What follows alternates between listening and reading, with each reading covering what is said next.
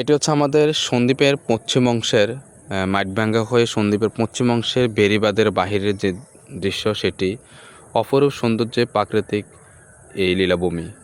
আমাদের যাওয়ার উদ্দেশ্য ছিল আমাদের নতুন ইউনিয়ন বাসাঞ্চর দেখার জন্য, যদিও আমাদের সময়টা তেমন একটা অনুকূলে ছিল না, যার কারণে আমরা বাসাঞ্চরটি দেখতে পারিনি। তবে বাসাঞ্চরের খুব কাছেই আমরা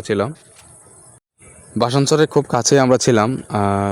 সময়ের স্বল্পতার কারণে আমরা ওদিকে যেতে পারিনি। তবে আমাদের পশ্চিম অংশে যে সৌন্দর্য, মাশাল্লাহ, আমাদের বাসাঞ্চরের সৌন্দর্য আরও অনেক সুন্দর হবে।